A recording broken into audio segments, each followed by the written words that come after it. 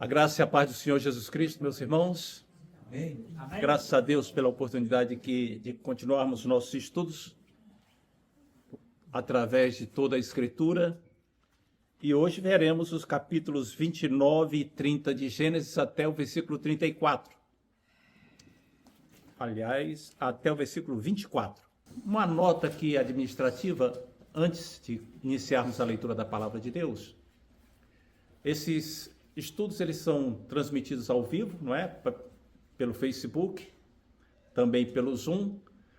Ficam gravados no Facebook, vão para a igreja em Brasília também, mas eles também ficam num canal chamado Foco Cristão, que é um canal pessoal meu. Então, você procurando no YouTube lá, Foco Cristão, todas as séries de estudos bíblicos que nós temos dados, tanto da época da Igreja Ágape quanto atual, estão lá disponíveis também. Então, comecemos então a ver aqui o que nós temos a partir do capítulo 29 de Gênesis. Nós acompanhamos a trajetória de Jacó, não é? Jacó tinha participado da trama para enganar o seu pai e a mãe aconselhou ele a fugir para ir para Arã, para fugir da fúria do irmão Esaú, a quem ele tinha enganado. No caminho, enquanto fugia, ele teve um encontro com Deus em Betel. Deus o encontrou em Betel. E ali foi um início de vida espiritual para Jacó. Aí Jacó agora, aquele novo convertido, cheio de manias antigas, ainda cheio dos trejeitos da época de não convertido, vai caminhando até Arã. E caminha durante mais de um mês na sua viagem até chegar em Arã. E diz assim no versículo 1, pôs-se Jacó a caminho e foi-se à terra do povo do Oriente. O povo do Oriente é porque os familiares dele tinham vindo do Oriente. Ele não foi para a terra do Oriente, foi lá onde estava o povo do Oriente, né? O Oriente aqui é o pessoal que estava no Oriente da Terra Prometida. Ou seja, era aquele pessoal da Mesopotâmia, não é o pessoal do Japão, China. É quem estava do lado de lá, do deserto, que separa a Palestina, né? Que separa Canaã da Mesopotâmia. E aí ele olhou e viu um poço e 3 rebanhos lá ao redor desse poço. Ou seja, 3 rebanhos é indicativo de que havia 3 pastores, não é? E ele estranhou aqueles 3 pastores ali e disse assim, por que vocês estão aqui ainda? Um detalhe, vocês conhecem Labão? Aí ele chama filho de Naor, mas Naor não era o pai de Labão, era o avô. É porque a palavra filho significa na Bíblia, no hebraico bíblico, descendente, uma pessoa que vem depois. Então pode ser filho direto, neto, bisneto, e pode também às vezes ter o significado de discípulo, tá? Por exemplo, os filhos dos profetas que a gente lê na Bíblia, eles não eram filhos dos profetas, eram discípulos dos profetas, eram da escola de profetas. Muito bem. E aí eles dizem assim, não, a gente conhece sim, tal. E aí ele diz assim, ele está bem? Tá, ele está bem, sim. Oh, que bom. Aí ele diz assim, olha ali, veja no versículo 6. E no versículo 6 tem um jogo de palavra interessante. No versículo 6 diz assim, olha ali, lá vem a ovelha com as ovelhas, a filha dele. Como assim, ovelha com as ovelhas? É porque o nome da menina era Raquel. E Raquel no hebraico significa ovelha. Então eles fizeram um jogo de palavra aqui no versículo 9. Aí vem a ovelha, que é filha dele, com as ovelhas. Não é? Um jogo de palavra que interessante, não é? No versículo 7, então, Jacó diz assim, olha, ainda é pleno dia, não é tempo de recolher os rebanhos. Não era a hora de vocês estarem aqui. Agora anote, se não era a hora dos rebanhos estarem lá, também não era a hora de Raquel estar lá. Mas Deus providenciou para que os pastores que conheciam Labão estivessem lá na hora errada. E Raquel estivesse lá também na hora errada. Ou seja, você começa a perceber aqui que as coisas que não eram para acontecer normalmente estão acontecendo. E elas vão concorrer para o plano de Deus. O homem diz assim, não é hora de vocês irem levar darem água para essas ovelhas logo e irem apacentar as ovelhas no campo. Por que o Jacó estava tão interessado nisso? Raquel estava chegando e ele achou Raquel linda. Disse, não, minha prima está chegando aí, eu quero que esses camaradas vão embora, uma prima linda dessa, eu quero ter um papo com ela sozinho. Então Jacó estava a fim de mandar os camaradas embora, né?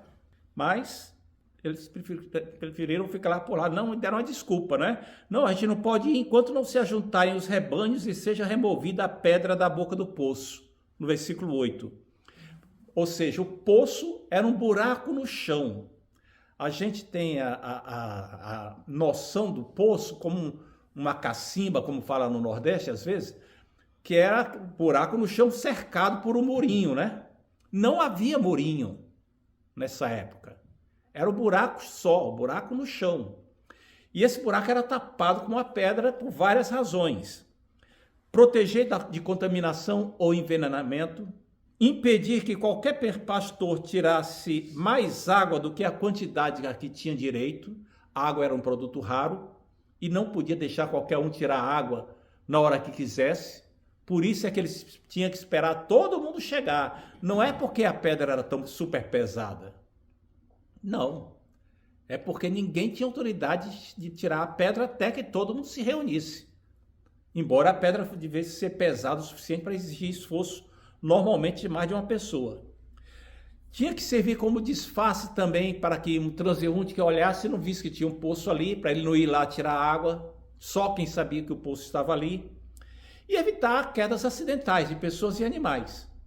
Era para isso que servia a pedra no poço. E aí o Jacó, vendo Raquel chegar, veja o versículo 10. Tendo visto Jacó a Raquel, filha de Labão, irmão de sua mãe, e as ovelhas de Labão, chegou-se, removeu a pedra da boca do poço e deu de beber ao rebanho de Labão. Agora compare aqui que coisa interessante, a coincidência que está acontecendo com o que houve quase 80 anos antes. Quase 80 anos antes, o servo de Abraão chegou na beirada de um poço e encontrou Rebeca. Agora, o filho de Rebeca, quase 80 anos depois, chega na beirada de um poço e encontra ali Raquel. Coincidência? Na obra de Deus é complicado, né? É complicado. Mas se a gente começa a notar que existem algumas coisas assim que são coincidência, a gente nota também algumas diferenças. Porque enquanto o servo de Deus estava, o servo de Abraão, estava lá orando para que Deus desse direção para ele, observando, pedindo sinais, olhando o que estava acontecendo, o Jacó chegou e agiu impulsivamente. Se encantou, se guiou pela beleza da moça e já foi agindo, se mostrando lá e botando as coisas lá para agirem para acontecer de acordo com o que ele achava que devia ser. Ou seja, infelizmente, o Jacó age meramente pela atração física, sem sequer ter orado uma vez. Era um novo convertido muito verde, muito verdinho, sem nenhuma maturidade espiritual, sem nenhuma vivência espiritual. E aí ele pegou, tirou água do poço e ele deu água de beber para o rebanho de Raquel. Ao contrário do que acontece com o servo lá, né, de Abraão, que foi Rebeca que deu de beber ao rebanho que ele estava levando. Mas aqui foi Jacó. E encantou a moça. Viu que ela tinha os olhos lindos. Mas não aprendeu nada sobre ela. Sabia só que o nome dela era Ovelha, ou Raquel, e que era pastora. Ponto. Não sabia nada do caráter dela, não ficou sabendo nada da personalidade, de como era ela. E mais adiante ele vai ter alguns momentos de arrependimento por causa disso. Ele está mais em sintonia com o físico e emocional do que com o espiritual. Ou seja, a gente tem que pegar aqui e pegar uma lição sobre como viver espiritualmente, não é? Não se guiar só por aquilo que nossos sentidos físicos estão nos dizendo. Ser ponderado, demorar um pouco a tomar decisão, orar a respeito, para não se precipitar. E aí depois disso daí, no versículo 11, diz que feito isso, ele beijou Raquel e erguendo a voz, chorou. O beijo é uma saudação normal entre parentes do Oriente, lá dessa época. Mas aqui o que chama atenção é o choro. A expressão é que ele começou a chorar bem alto, que significa que ele liberou as emoções que estavam dentro dele, emoções reprimidas. Lembre que ele estava fugindo, não sabia se ia encontrar os parentes ou não, tanto é que chegou perguntando, atravessou o deserto, e era uma situação complicada, aí de repente ele chegou ali e viu a moça bonita e extravasou, chorou, botou aquilo tudo para fora. A Raquel, quando viu isso daí, ficou assim, pasma, né? E correu e foi contar para o papai. O papai, Labão, quando ouviu aquilo tudo, ficou encantado, ficou maravilhado. O Labão, da outra vez, 80 anos antes, quando o pretendente de Rebeca chegou lá, quando ele ouviu sobre os presentes, ele correu para encontrar o servo de Abraão. Agora, ele ouvindo que tinha chegado um parente, que era forte, tinha dado as coisas lá para água lá para as ovelhas, vai ficar comigo um tempo aqui, vai trabalhar para mim. E foi lá para pegar o Jacó para trabalhar para ele, não é? Jacó e Labão geralmente são vistos como um como contraponto do outro. Nós temos o Jacó passando a perna no Esaú, passando a perna no pé dele, aí aparece Labão para passar a perna no Jacó. Não é? É a lei do retorno moral, que Deus providenciando para que venha acontecer aquilo que deve acontecer com quem pecou, não é? Ou seja, o pecado perseguindo a pessoa, não é? Durante mais de 20 anos, ou cerca de 20 anos, mais ou menos, o Labão vai servir como instrumento disciplinador usado por Deus para corrigir Jacó. Cada vez que acontecia alguma coisa desse tipo, que o Jacó levava uma passada de perna, ele lembrava do que tinha feito. E aí repetia aquela frase que tem na Bíblia, né? O meu pecado me alcançou. Ele vai e recebe o Labão recebe Jacó em casa, confere a história de Jacó e diz para ele no versículo 14: és meu osso e minha carne. Que soa muito estranho para os nossos ouvidos, né? Essa é a versão mais tradicional da Bíblia. Nas versões mais contemporâneas tem escrito tipo assim: você é sangue do meu sangue, é minha própria carne e sangue. Porque na nossa cultura a gente não diz assim: você é meu osso e minha carne, né? Isso era na cultura deles, como as Bíblias mais antigas trazem. E aí Jacó fica um mês lá, morando lá, trabalhando lá, e aí o Labão percebe que já é hora de formalizar o contrato com o Jacó. Não, você não vai ficar trabalhando comigo aqui à toa, assim, sem receber nada o tempo todo, né? A pergunta que o Labão faz, ela não tem o sentido que tem ao pé da letra em português. O sentido que ela tem mesmo, assim, na língua original, é algo do tipo: eu poderia lhe ficar fazendo você ficar trabalhando para mim o tempo todo, mas não vou fazer isso, né? O Labão já pergunta, assim como que meio pisando em cima, meio que dizendo: você está morando de favor aqui, mas eu vou conceder a você que você tenha um salário. O que é que você quer? E aí o Jacó faz a proposta dele, que ele quer casar com Raquel. Veja o versículo 16. Ora, Labão tinha duas filhas, Lia a mais velha e Raquel a mais moça. Note que no versículo 16, Lia é chamada de a mais velha. Isso vai ser importante depois. Raquel a mais moça. E que Lia tinha os olhos baços, Raquel, porém, era formosa de porte e semblante, Jacó amava Raquel, etc. E aí o texto vai desenvolvendo a história. Aqui, quando falo os nomes, é interessante você perceber os nomes. Nós já vimos que o nome de Raquel significa ovelha, Lia significa vaca. Na nossa cultura, na nossa cultura não soa bem colocar o nome de alguém, mas na cultura naquela ali significa que ela era que era preciosa, né? Muito bem. É a cultura agropastoril, a cultura de criadores. Então, tinha lá. Porém, é significativo que o tempo todo Labão age como um negociante, como um comerciante, inclusive ao lidar com as filhas. E as filhas depois vão se queixar disso, que o pai dela negociava com elas. Né? Muito bem. Aí nós temos a expressão de que Lia tinha os olhos baços, porém Raquel era formosa de porte e de semblante. O que quer dizer olhos baços? Isso é uma expressão que tem trazido a pulga atrás da orelha de muita gente, deixando muita gente inculcada. Talvez na história geral humana tenha duas personagens que têm os olhos que as pessoas discutem muito, né? Os olhos de Lia e os olhos da Mona Lisa. Mona Lisa, aquela pintura do Leonardo da Vinci, que as pessoas dizem assim, para onde é que ela está olhando? Aí vai para um lado, vai para o outro, né? Tem essa história da pintura da Mona Lisa. Mas os olhos da Lia, as pessoas ficam discutindo o que quer dizer isso. Os olhos baços. A Vulgata Latina traduziu muito ao pé da letra e dizia que ela tinha os olhos remelosos, ou seja, os olhos cheios de remela. Mas não é isso mesmo, né? As diversas traduções em português dizem olhos tenros, olhos sem brilho, olhos meigos, olhos baços.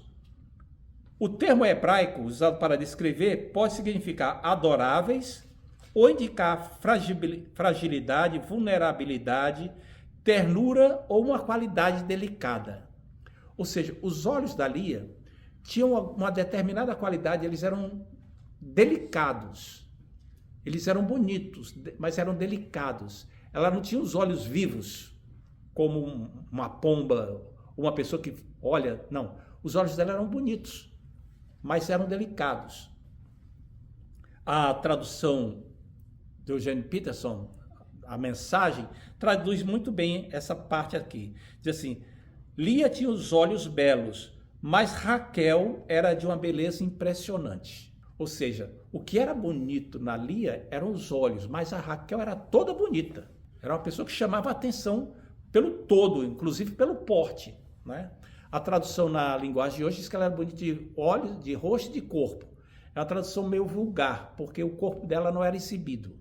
Era o porte que era bonito. Muito bem. E aí, o Jacó vai e faz a proposta dele. Diz que ele amava a Raquel. Diz assim, versículo 18, 7 anos te servirei por tua filha mais moça. O Labão vai e faz de conta que não está muito entusiasmado. Tudo bem, é melhor casar com você do que com qualquer outra pessoa. Você pelo menos é da família, eu conheço. Mas já começa a arquitetar o plano, já começa a manobrar. Mais adiante ele vai dizer que não podia ter dado a filha mais nova para casar primeiro. Porque o costume era dar a filha mais velha. Mas ele não fala agora. Porque ele já está planejando a armadilha em que vai jogar o nosso querido Jacó, que vai ver mais uma vez o seu pecado lhe alcançando, né? E aí estabelece que vai trabalhar por 7 anos, não é? Ou seja, ele vai trabalhar 7 anos sem salário. Como assim trabalhar 7 anos sem salário? Ele não vai ter salário, vai ficar trabalhando de graça para produzir o suficiente para pagar o dote da Raquel. Isso não era comprar a pessoa. O dote ele não tinha um propósito, não servia para comprar. A gente não deve ter essa imagem. É porque quando se tirava uma filha da casa de alguém, você estava tirando sustento desse alguém. A filha estava trabalhando em casa, cuidando das ovelhas, agora ela ia embora. Quem é que ia cuidar daquilo? Uma filha casar sem receber nada estava dando prejuízo. E aí por que a família vai ter prejuízo para a filha dar lucro para outro? Não, tem que pagar alguma coisa. Então esse aqui era um dote. Além do mais, se o marido morresse ou se ele quisesse divorciar da mulher, o dote ia servir para o sustento dela. Então era a garantia para ela também e para a família. Então estava acertado isso daí, né? Trabalhar isso aí. 7 anos trabalhando, mas vamos fazer as contas aqui. O que as contas da época, o dinheiro aqui, a tabela de salários da época, diz o seguinte: o dote normalmente era de 30 a 40 peças de prata, ciclos de prata, 30 a 40. O rendimento anual de um pastor era de 10 ciclos de prata. Ora, se o rendimento atual anual era de 10 ciclos de prata, Jacó iria dar um rendimento de quanto? 70. Mas a Raquel, o dote normal dela seria de 30 a 40. O que é que está acontecendo aí? O titio Labão está metendo a mão. Ao invés de ele trabalhar só 3 ou 4 anos, para dar os 30 ou 40, que é o dote normal, vai trabalhar os 7. E sem fazer nenhum pé de meia para a família. Para a futura família. Esse dinheiro ia ficar lá com o pai. Veja como as coisas estão acontecendo aqui. Não é? Muito bem. Chega no versículo 20, aí diz assim: por amor a Raquel, serviu Jacó 7 anos, e estes lhes pareceram como poucos dias pelo muito que a amava. Ou seja, um amor lindo. O amor é lindo. Né? O amor de Raquel, aliás, de Jacó por Raquel é tão bonito, que tem um monte de crente que bota o nome da filha de Raquel. Por quê? Porque ela era muito amada. O amor é tão bonito que um monte de pintores fizeram quadros clássicos retratando Jacó encontrando Raquel no poço, às vezes com Raquel e Lia. Poetas escreveram sobre esse amor aí. Camões, por exemplo, o soneto 29, né? Jacó e Raquel, que fala que se viu 7 anos e depois ele vai e diz que serviria mais se mais tempo fosse necessário e mais tempo de vida tivesse. Um amor lindo, apaixonado. E aí teve a festa de casamento. Né? Depois de 7 anos, Jacó disse: agora chegou a hora de me dar minha esposa, para eu consumar o casamento. E aí, muito bem, vamos fazer a festa de casamento. Está nos versículos 21 a 23, né? O casamento era consumado numa festa ritual. A noiva ficava completamente coberta por um véu, era apresentado ao noivo, tinha comida, bebida, muito vinho lá, e aquilo durava 7 dias. Era normalmente precedida por uma procissão que saía da casa da noiva e ia até a futura casa do casal, ou tenda, geralmente nas dependências da casa do pai do rapaz. Né? Isso é que era o normal. Mas aqui o pai do rapaz estava longe, então foi na própria casa da noiva mesmo. E aí tinha aquela festa que durava 7 dias para que o casamento fosse consumado e para que o casal tivesse relacionamento físico íntimo várias vezes nesse período. Isso tinha tanto por objetivo consumar o casamento, como garantir que houvesse uma fertilização, um nascimento de criança o mais rápido possível, que era para... Isso era garantia para a família e garantia também da estabilidade do casamento. Porque se a mulher não desse filhos para o homem, ele podia se divorciar dela. E aí aconteceu o que vocês já sabem. No dia seguinte, o choque para Jacó, não é? Ao amanhecer, viu que era Lia, está no versículo 25. Né? Ou seja, sem luz elétrica, tudo na penumbra, a moça coberta por um véu, o Jacó um tanto quanto alto, e a Lia também, certamente dando a sua contribuição. E aí aconteceu que ele foi enganado, acabou tendo relacionamento com a Lia ao invés de ser com a Raquel. Ou seja, o que é que faltou para ele naquele momento? Acuidade visual. Faltou enxergar bem. De que é que ele se aproveitou do que faltava ao pai quando ele enganou o pai? Falta de acuidade visual, de enxergar bem. Percebe como as coisas não estão acontecendo por acaso? Ele enganou, se aproveitando da questão de pouca visão do pai, e foi enganado pela pouca visão que ele tinha naquela hora também. A lei do retorno moral, aquilo que o homem semear, isso também ceifará. Os pecados perseguem. Você pode ser perdoado do seu pecado, mas muitas vezes o pecado tem consequência. Aliás, se você não pedir perdão, se você não buscar a graça de Deus, a consequência chega, e chega dolorosa. E a Bíblia diz que aqueles que semeiam ventos colherão ventanias. Às vezes chega numa dose maior ainda. Agora, a solução é se arrepender e pedir perdão a quem ofendeu e a Deus. E aí a misericórdia de Deus muitas vezes atua e nós somos perdoados. Mas Jacó não pediu perdão. Jacó não estava ainda consciente dessa necessidade, que ele só vai ter mais adiante. E aí no versículo 25 ele usa a expressão, por que, pois, me enganaste? Essa expressão aqui é exatamente a mesma, a palavra enganar é a mesma que Esaú usou quando estava falando com Jacó. Com Isaac. Jacó me enganou já 2 vezes, a palavra é a mesma. Por que me enganaste? Versículo 26, respondeu Labão, não se faz assim em nossa terra, dá-se a mais nova antes da primogênita. Antes ele tinha falado, a mais velha. Aqui ele usou a palavra primogênita. Por quê? Mais uma vez, o tema do direito da primogenitura vem à tona. Lembra que eu chamei a atenção de vocês na hora que eu falei mais velha, filha mais velha?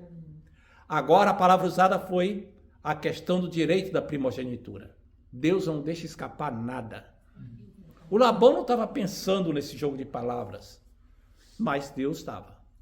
Deus atua. E aí o Jacó deve ter pensado assim, por que eu não procurei conhecer primeiro como eram os costumes dessa família? Por que eu não procurei pensar primeiro como é que eram as coisas aqui? Essa pergunta tem muitos jovens que se fazem.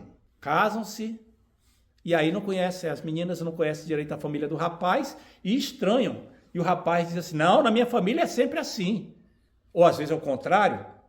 Eles se casam e as moças dizem, não, minha mãe não fazia assim, lá em casa não era assim. E aí entra no relacionamento sem conhecer direito os costumes da família da pessoa que se tem em vista. É sempre melhor conhecer primeiro, conhecer bem os detalhes da família da pessoa com quem está pensando em ter um compromisso. Antes de firmar o compromisso, que depois é mais complicado. Vai conhecendo aos pouquinhos, aprofundando, antes de estreitar muitos laços. Porque aí dá para você avaliar se eu quero me meter nisso mesmo ou não. Muito bem. Jacó está semeando aqui agora o que ele tinha plantado, né? O Labão, astuto, fraudulento, insensível, ávido e ambicioso. E o Jacó tinha também alguma dessas fraquezas, porém ele já demonstrava ser um homem de fé. O Jacó poderia ter dito, então você me enganou, eu não quero ficar com Lia. Não quero ficar com Lia porque o meu contrato com você era lhe servir por Raquel. Você me enganou, se aproveitou de mim. Não quero. Mas o Jacó agiu de uma maneira honrada agora. Ele disse, tudo bem, eu vou aceitar a sua proposta de trabalhar mais 7 anos por Raquel. Ele poderia ter rejeitado Lia. Poderia. Mas não fez. Muito bem. Aí no versículo 28 tem que, decorrida a semana desta, dar-te-emos também a outra. Ou seja, a semana era a semana de festa do casamento, né? Durava 7 anos. Então, Jacó não precisou trabalhar mais 7 anos para receber Raquel por esposa. Ele precisou esperar acabar a lua de mel, digamos assim, com a Lia, e aí teve agora Raquel por esposa, a partir desse momento. Muito bem. A partir do versículo 31 até o 30, 24, nós temos acerca dos filhos de Jacó. Os filhos de Jacó agora começaram a nascer. E aí a gente observa que as mães é que vão dando os nomes aos filhos. E é muito interessante, porque elas vão dando nomes aos filhos e muitas vezes fazendo referência a Deus, falando de alguma coisa, refletindo o que elas estavam sentindo espiritualmente, mas de acordo com aquilo que era a inclinação do coração delas. E o que era a inclinação do coração delas, para elas irem escolhendo o nome dos filhos? Era o que elas esperavam que o marido sentisse em relação a elas a partir do nascimento daquele filho. A preocupação de dar nome aos filhos era em agradecer a Deus ou buscar o favor do Senhor, etc., mas sempre focando na relação do marido com elas a partir do nascimento do filho. E aí começam a nascer as crianças, né? A gente começa vendo no versículo 31, dizendo assim: vendo o Senhor que Lia era desprezada, fê-la fecunda, ou seja, desprezada. Na revista e corrigida tem que era rejeitada. A expressão no hebraico é mais forte, era odiada. O que é que estava acontecendo? Estavam convivendo ali, mas o coração de Jacó era por Raquel e olhava para Lia e sentia-se, essa mulher me foi imposta à força. Imposta à força. E às vezes tinha relacionamento com ela, mas sempre meio rejeitando, sempre meio chateado. Uma coisa assim muito física apenas, muito carnal, com emoção negativa. E Deus viu isso. Deus viu isso. E Deus é o Deus dos desamparados. Deus é o Deus daqueles que sofrem. Deus é o Deus daqueles que são rejeitados. E aí ele fez com que ela pudesse ter filhos. Raquel, porém, era estéril. O Deus que abre e fecha a madre, que pode todas as coisas, começou a dar uma compensação para Lia. E aí os filhos começaram a chegar, não é? Lembre disso, que o significado do nome dos filhos era com a questão do relacionamento que elas esperavam que o marido tivesse com elas. O reconhecimento que elas queriam ter do marido, não é? E Lia dá nomes aos seus três primeiros filhos. Ela gera 4 filhos primeiro. Aos 3 primeiros, ela faz uma referência ao nome do Senhor. Não Deus, mas Senhor. Qual é a diferença? Que Senhor é o nome do Deus que fez um pacto, uma aliança com Abraão, Isaac e Jacó. Não é só o eterno, não é só o Criador, não é só o ser transcendente. É o Deus das alianças que fez uma aliança com meu marido, com o pai do meu marido e com o avô do meu marido. E ela faz referência a esse Deus no nome dos 3 primeiros filhos. Isso vai ter uma certa influência, porque Lia vai acabar gerando 6 filhos. 6 filhos. Ela sozinha. Se contar os que ela gerou por meio de Zilpa, a sua serva, vai para 8. Se somar a sua filha, vai para 9. Ou seja, ela sozinha gerou mais filhos do que a Raquel e as outras 2 servas. Deus compensando aquele que era desprezado, mas que era temente a ele. Muito bem. E aí começam a nascer as crianças. No verso 32 tem o Rúben. E eu vou ler aqui agora rapidamente o nome dos filhos e o significado do nome de cada filho ao pé da letra. E também vou ler aqui o que é que Lia queria transmitir com o nome dessa criança. Isso está nos versículos, tá? Está tudo escrito aí. Mas é porque está escrito numa linguagem daquela época. E eu vou ler aqui mais ou menos na linguagem da nossa época. Tá bem? Então, primeiro filho, verso 32, Rúben, significa eis, é um menino. Ou então, veja, é um menino. Significando, o Senhor viu minha infelicidade. Isso é um sinal de que meu marido agora me vai amar. Era a expectativa dela. No verso 33, fala do segundo. Soube o Senhor que era preterida, na minha tradução está preterida, a palavra é a mesma, odiada, e colocou o nome de Sião. Soube o Senhor, no hebraico é Simeão. A palavra soube o Senhor, na tradução ao pé da letra, é ouviu o Senhor, tá?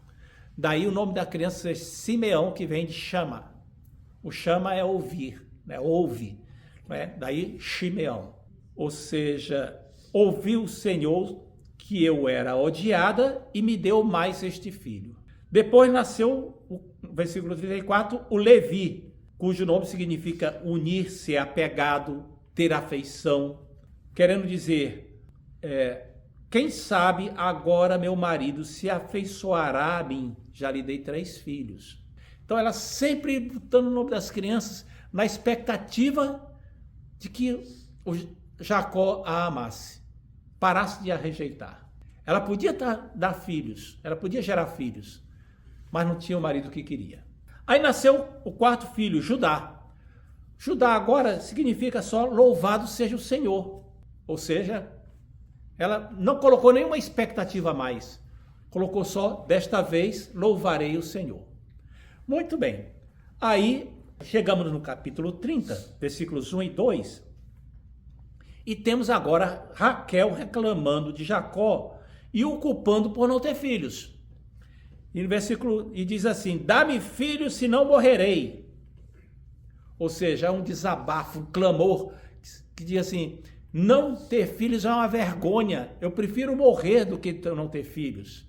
Não faz sentido eu estar vivo se não tiver filhos. O meu papel como esposa era dar filhos, e agora a minha irmã, que era preterida, é que está assumindo o papel principal, porque agora Lia estava tendo cada vez mais destaque dentro de casa. E Raquel agora não era mulher mais tão conceituada, porque era uma mulher que todo mundo percebia que não podia ter filhos. Tinha alguma coisa de errado com ela. E aí agora, dentro da sociedade, da cultura da época, Lia é que estava sendo bem vista. Daí ela dizer isso para Jacó, né?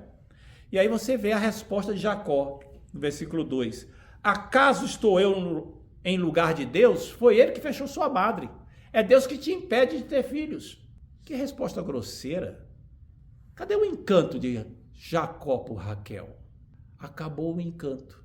Como costuma acabar o encanto que é baseado apenas nos olhos, na afeição física. Acabou agora. E ele ficou desiludido. E ficou revoltado. Agora, note que não apenas acabou o encanto, mas note também que faltou aqui um tom espiritual que o pai dele tinha. A Bíblia diz que Isaac orou por Rebeca e Rebeca concebeu. Diz que Abraão orou pelas mulheres lá do reino de Abimeleque, e aí as mulheres puderam ter filhos. O que está acontecendo aqui agora? Jacó não faz uma menção sequer de Deus. Nada. Até agora, Jacó, o novo convertido, que tinha recém-chegado agora na vida espiritual, não tem vivência nenhuma com Deus. É um líder espiritual zero. Um zero à esquerda. Não é à toa, então, que tem tanta intriga dentro de casa. Porque sem liderança espiritual, o lar fica disfuncional. Aliás, esse aqui é o tema, né, do nosso estudo. Sem líder espiritual, família disfuncional. E aí, ele dá essa resposta aqui tão dura, não é? Muito bem. E aí, Raquel tem uma ideia. Já que eu não posso ter filhos diretamente, eu vou ter filhos por meio da minha serva. E da sua serva, Bila, para que Jacó tenha filhos por ela. Como tinha acontecido já com Sara e Agar, que era uma coisa perfeitamente correta, não havia nada de errado. E nem era pouco espiritual, não. Isso era perfeitamente normal. Muito bem. Quando as pessoas acusam de falta de visão espiritual dessas famílias que faziam isso lá, de Rebeca, de Sara, Raquel, Lia, etc., estão querendo colocar os nossos conhecimentos na cabeça deles. Eles não tinham o que nós conhecemos hoje. Muito bem. E aí nasce o primeiro filho de Bila, Dan. Dan significa justiça. E aí Raquel colocou esse nome querendo expressar o seguinte: ele julgou, ele vindicou, ele me fez justiça. Querendo dizer o seguinte, Deus me fez justiça, ele ouviu e me deu um filho. É interessante colocar isso aqui. Deus me fez justiça agora. Ué, Deus estava ali fazendo injustiça antes, Raquel? Muito bem. Aí Bila concebeu segunda vez e aí veio um filho chamado Naftali, que significa lutar, significando fui para uma luta com minha irmã e venci. Ou seja, note o ambiente de inferno dentro de casa, de rivalidade. Aí Lia vendo isso, tá, Não, eu parei de ter filhos, ela está daqui a pouco empata comigo. Não, Jacó, está aqui Zilpa, você vai ter filhos agora para mim por meio de Zilpa. Aí Jacó vai lá ter filhos com Zilpa também. E aí Lia tomou, capítulo 30, versículo 9, tomou Zilpa, sua serva, deu a Jacó por mulher. Ou seja, a questão agora era saber qual das duas irmãs podia dar mais filho para o Jacó. Era uma competição. E aí nasceu a criança e o nome que a Lia escolheu foi Gade, que significa afortunado, boa fortuna, boa sorte, significando que coisa boa que aconteceu comigo, que coisa fantástica. Depois concebeu outra vez, versículo 13, e colocou o nome de Aser, que significa feliz, significando que dia feliz, as mulheres me darão parabéns pela minha felicidade. Qual era a felicidade de Lia? A felicidade dela era em ter sucesso sobre a irmã. No entanto, o que ela queria, que ela realmente queria, era o reconhecimento do marido. E ainda não teve. Aliás, nunca teve. Aí, com essas coisas acontecendo, as crianças foram crescendo, e aí um dia o filho mais velho, Rúben, estava no campo, e lá no versículo 14, conta que ele encontrou umas raízes de mandrágoras, que é um arbustozinho, uma plantinha, que dá uns frutos do tamanho de um tomate pequeno, amarelo, muito cheiroso, e que se acreditava ser afrodisíaco. Essa fruta ela tem a característica de que as sementes, as raízes dela, parecem muito com partes do corpo humano. Às vezes parece com o corpo humano inteiro e às vezes parece principalmente da cintura para baixo, principalmente uma figura feminina de quadris largos. Então, por causa disso, havia a crença que as mandrágoras eram boas não só como afrodisíaco, mas também para produzir fertilidade. E o Rubem encontrou aquilo ali e levou para a mãe. E aí a Raquel viu e quis as mandrágoras da Lia. E a Lia respondeu, você já pegou meu marido e agora quer pegar as mandrágoras que meu filho trouxe? E a Raquel disse o seguinte, não, então faz o seguinte, você me dá as mandrágoras e eu deixo você dormir com Jacó hoje à noite. Ou seja, a Raquel é que dava as cartas a esse respeito dentro de casa. Qual vai ser a tabela de serviço que o Jacó vai cumprir. Note qual é o papel do Jacó dentro de casa. Sem liderança espiritual, a família fica disfuncional. E aí o Jacó cumpriu o que estava escrito. E a Raquel pegou as mandrágoras. Agora vou usar as mandrágoras aqui para fazer uma mandinga. Sem trocadilho.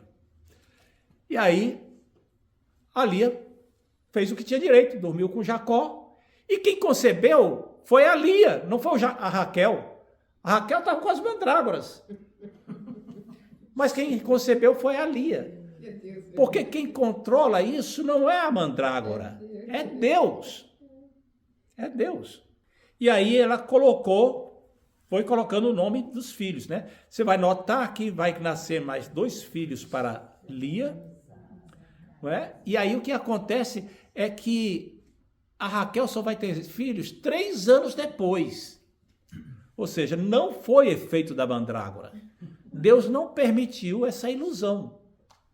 Quando José nasceu, já tinha passado 3 anos que a Raquel tinha usado a mandrágora. Muito bem. Aí nasceu o primeiro filho de Lia, o primeiro filho dessa segunda etapa, né? Que era o quinto, que era Isacar, que significa permutado ou recompensa, né? Trocado, permutado. Porque ela dizia assim, Deus me recompensou por eu ter dado minha escrava ao meu marido.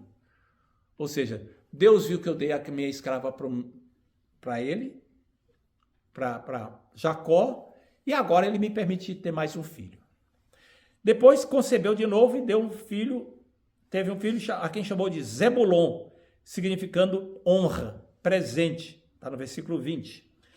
Ou seja, Deus me deu um presente maravilhoso. Desta vez, meu marido até me honrará com presentes. Afinal, já lhe dei 6 filhos.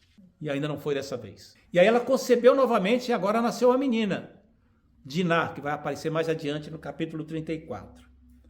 Muito bem.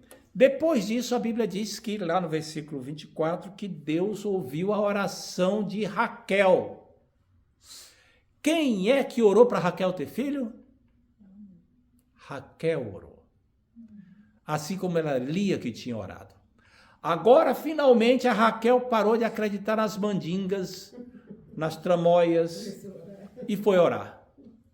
E Deus ouviu a oração de Raquel. Mas até agora o Jacó não despertou. Ainda está dormente espiritualmente. Ainda não acordou para a importância da oração, de louvar a Deus, de buscar a Deus. E aí a Raquel orou, Deus a ouviu e lhe deu um filho que ela chamou de José, que significa acréscimo, dar mais.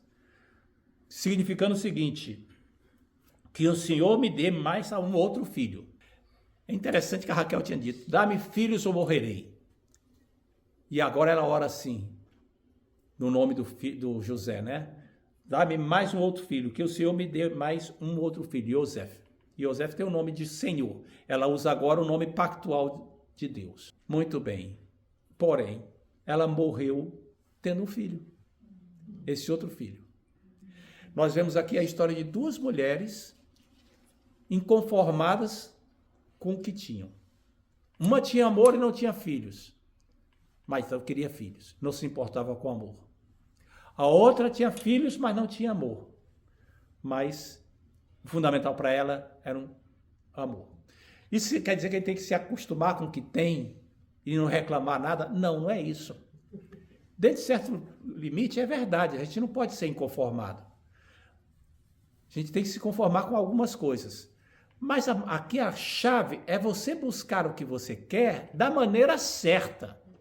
E não com artifícios, não com tramóias, mas buscar quem pode realmente dar, quem controla todas as coisas, que é o Senhor. É isso que a gente aprende na história dessa família aqui. E aí, fazendo uma revisão dessas lições todas, para terminarmos, nós temos algumas lições aqui e algumas aplicações. Primeira é que existem situações difíceis na vida, mas elas não frustram o plano de Deus. Jacó saiu fugido, Deus o encontrou em Betel, fez uma porção de promessas para ele, que ele iria se multiplicar e transformar-se numa multidão de povos. E começou a acontecer. Apesar de tudo aquilo que Labão tinha feito para contrariar Jacó, começou a se cumprir o plano de Deus na vida dele. O plano de Deus na vida de seus filhos é cumprido. Nós temos essa tranquilidade, temos essa certeza de que Deus vai cumprir. Uma segunda lição é o perigo, o risco de se transformar relacionamentos em ídolos, que foi o caso de Jacó. Jacó estava tão encantado por Raquel que ele esqueceu da vida espiritual dele, esqueceu das outras coisas e prestar atenção no que devia e deixando a amargura crescer no seu coração em silêncio, mas apenas alimentando aquilo. O amor dele por Raquel é muito belo, mas demonstra que colocar expectativas na felicidade que depende de pessoas é uma ilusão. Nós temos que estar com a nossa expectativa em Deus. Terceiro lugar, Deus demonstra um cuidado especial pelos rejeitados, como fez com Lia. Ele não abandona aqueles que sofrem relacionamentos difíceis, rejeição familiar ou desvalorização. Muitos de nós passamos por isso. Muitos de nós aqui na nossa realidade, tanto aqui na nossa área, quanto lá nas pessoas que nós conhecemos, entre os diversos grupos que estão podendo acompanhar pela internet. Deus não desperdiça, Deus não rejeita, Ele demonstra especial cuidado por essas pessoas. Por Lia, eu contei até agora que Deus demonstrou um especial cuidado por ela quando ela sozinha gerou 6 filhos dos 12 de Jacó. Por meio da serva dela, mais 2. E ainda teve uma filha. E aqui a gente já mostra como Deus honrou Lia. Porém, se você vai adiante nas páginas da Bíblia, vai lá para notar como acontecia quando Israel saiu do Egito, construiu o tabernáculo e estava se deslocando pelo deserto, você nota uma coisa interessante. O tabernáculo ficava no centro do acampamento. Ao redor do tabernáculo ficava a tribo de Levi, ou seja, os descendentes de Levi. Levi era um filho de Lia. Na frente do tabernáculo, na face leste do tabernáculo, ficava Judá, Isacar e Zebulon, filhos de Lia, na frente do tabernáculo. Na esquerda do tabernáculo, Dan, Assé e Naftali. Dan e Naftali, filhos de Bila, filho de Zilpa. E Assé, filho de Zilpa. À direita do tabernáculo ficava, no sul, na parte, ficava Ruben, Simeão e Gade. Ruben, Simeão, filhos de Lia, e Gade, filho de Zilpa, serva de Lia. E atrás do tabernáculo, fechando lá tudinho, ficavam Efraim e Manassés, que eram os filhos de José, filho de Raquel, e Benjamim, filho de Raquel. Ou seja, quando o tabernáculo se deslocava, em primeiro lugar, estava ali ao redor do tabernáculo, bem juntinho, os filhos de Levi, de Lia. Na frente e ao lado, pessoal das tribos de descendentes de Lia. E também das duas servas. E as tribos descendentes de Raquel é que ficavam na parte de trás. Será que tem algum significado? Talvez. A Bíblia não diz ostensivamente que tenha ou não. Mas talvez tenha. Talvez tenha. Seja mais uma maneira de Deus honrar aquela que foi desprezada.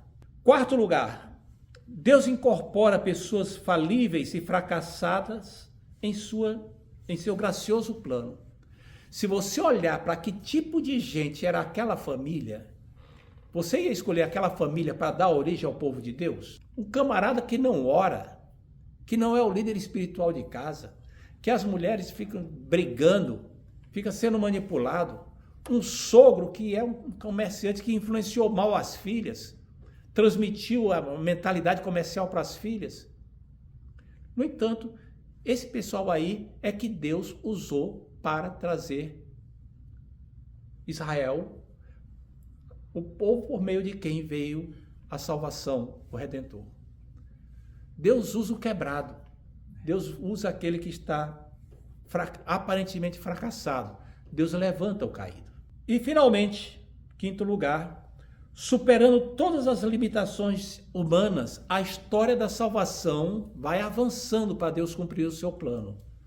Qual era o plano da salvação? Trazer o Redentor. E aí Deus vai e faz com que, primeiro, não em ordem cronológica, não é? Mas assim, para as coisas acontecerem, o povo precisava ser preservado. Para o povo ficar preservado, ele tem que ficar inteiro. Não pode passar fome. Então, Deus usou José, filho de Raquel, para levar esse povo para o Egito, para escapar da fome. Depois, usou Lia para, através dela, gerar aqueles que seria a tribo sacerdotal. Depois, usou outro filho de Lia para, através dele, vir aquele que é a linhagem real, de onde viria o Messias, que é o Salvador Jesus. Deus sempre no controle de tudo, sempre gerenciando tudo e sempre abençoando de uma forma inesperada, cumprindo o plano. Agora, a grande lição para nós é a preservação funcional, saudável da nossa família depende da vida espiritual. Porque sem liderança espiritual, a família fica disfuncional. Que Deus nos abençoe em nome de Jesus. Amém. Amém.